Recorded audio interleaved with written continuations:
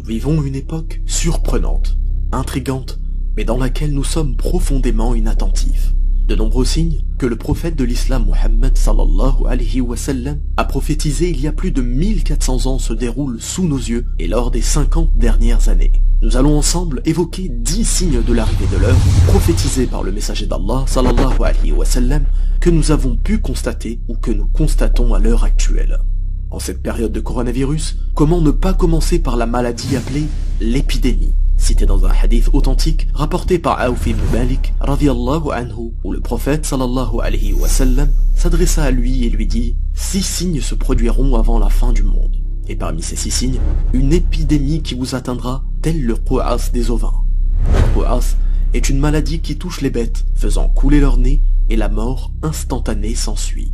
Bien entendu, de nombreuses épidémies se sont déjà manifestées avant celle-ci, faisant même des millions de morts à travers le monde. Mais il est de notre devoir de méditer sur la raison pour laquelle Allah subhanahu wa ta'ala permet que cette épreuve qu'est le coronavirus nous touche. Est-ce un châtiment? Une miséricorde? La réponse est très simple et se trouve dans le récit rapporté par Aïcha radiyallahu anha, épouse du prophète sallallahu alayhi wa sallam, qui dit « J'interrogeai l'envoyé d'Allah concernant la peste, et il me répondit que c'était une punition qu'Allah envoyait à qui il voulait. Mais Allah avait aussi fait de ce fléau une source de miséricorde envers les croyants. Le croyant qui, tout en étant atteint par la peste, reste dans son pays, patient et confiant, convaincu qu'il ne sera touché que par ce qui lui a été destiné, aura une récompense égale à celle d'un shahid.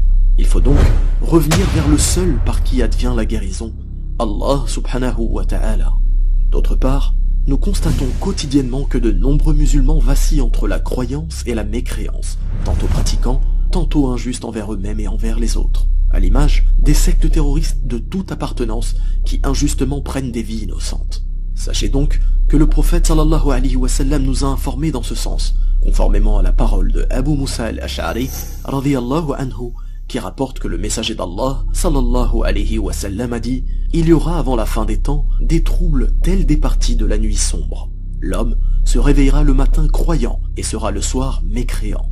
Brisez donc vos arcs, coupez les cordes de ces derniers et frappez de vos épées la pierre, afin de les rendre inutilisables. Si l'on entre chez l'un de vous, qu'il soit le meilleur des 2 fils de Adam. » Nous pouvons aussi observer la multiplication des innombrables gourous et maîtres spirituels qui égarent les personnes vulnérables vers le mensonge à travers le monde. Abu Huraira radiyallahu anhu rapporte que le messager d'Allah sallallahu alayhi wa sallam a dit « L'heure ne viendra pas jusqu'à ce qu'apparaissent près de 30 imposteurs menteurs. Chacun d'entre eux prétendra qu'il est le messager d'Allah. » Sur un autre sujet, vous m'entendez souvent vous inviter à la recherche de la science, du savoir religieux, afin d'adorer notre Créateur de façon sincère et conforme.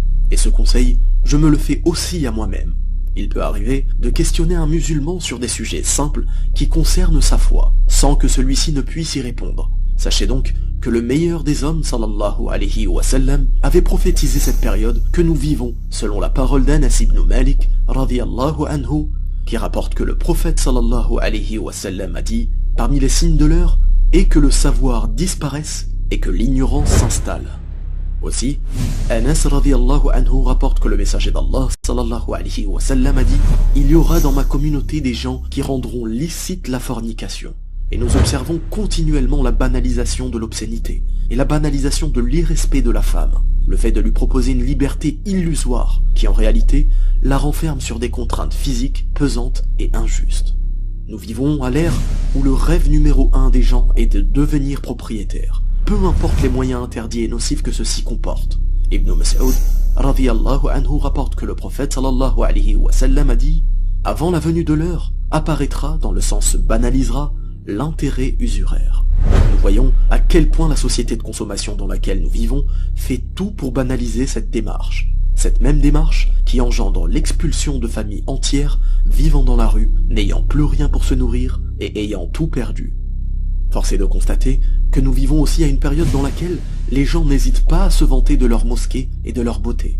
Anas radiyallahu anhu rapporte que le messager d'Allah sallallahu alayhi wa sallam a dit « L'heure ne viendra pas jusqu'à ce que les gens rivalisent de beauté par rapport aux mosquées. » Autre type de concurrence, dans le célèbre hadith Jibril, le prophète sallallahu alayhi wa sallam nous informe qu'un des signes de l'heure est que les gardiens de troupeaux se concurrenceront dans la construction de hautes habitations. Ce récit n'a nullement besoin d'explication. Quand nous observons la concurrence acharnée que mènent les pays du Golfe à travers la construction de hauts buildings, nous ne pouvons que constater la véracité de ces propos. Qui d'entre nous n'a jamais dit « comme le temps passe vite » Abu Huraira, radiyallahu anhu, rapporte que le messager d'Allah, sallallahu alayhi wa sallam, a dit « L'heure ne viendra pas jusqu'à ce que le temps se rétrécisse, de sorte que l'année devienne comme un mois, le mois comme une semaine, la semaine comme un jour, le jour comme une heure, et une heure comme le temps que met une feuille de palmier à brûler. » Enfin, montres connectées, intelligence artificielle, décryptage de la communication entre les dauphins et autres animaux nous prouvent que cette époque est bien celle prophétisée dans le hadith suivant. D'après Abu Huraira, radiyallahu anhu, le prophète sallallahu alayhi wa sallam a dit « Peu s'en faut que l'homme sorte et ne revienne sans que ses sandales et son fouet l'informent de ce que fait sa famille après son départ. » Après tout ce que nous venons d'entendre, comment donc ne pas croire en l'existence d'Allah subhanahu wa ta'ala? Comment donc ne pas croire en l'existence des prophètes et messagers qu'il a successivement envoyés pour nous rappeler un message commun, lequel at-tawhid, l'unicité, le fait de ne pas l'associer à quiconque ou à quoi que ce soit. Oui, Noé, Nuh, Abraham, Ibrahim, Moïse, Moussa, Jésus, Isa, alayhum salam, et le dernier des prophètes, Muhammad, sallallahu alayhi wa sallam, ont bel et bien été envoyés pour ce message fondamental. Trop de gens sont obsédés par les signes de la fin des temps. Une obsession qui en réalité est mélangée de doutes, de spéculations et de peurs infondées. Ces doutes, qui se logent dans leur cœur, n'est pas propice au développement de leur foi. Si ces signes existent, c'est justement pour qu'ils nous soient bénéfiques, qu'ils nous aident à unifier notre Créateur, qu'ils nous aident à nous renforcer dans nos pratiques, qu'ils nous aident à méditer, qu'ils nous aident à avoir le meilleur des comportements envers les musulmans ou les non-musulmans, qu'ils nous aident à revenir vers le Créateur et Seigneur des univers, l'unique Allah subhanahu wa ta'ala. Barakallahu fikum, wassalamu alaikum wa rahmatullah.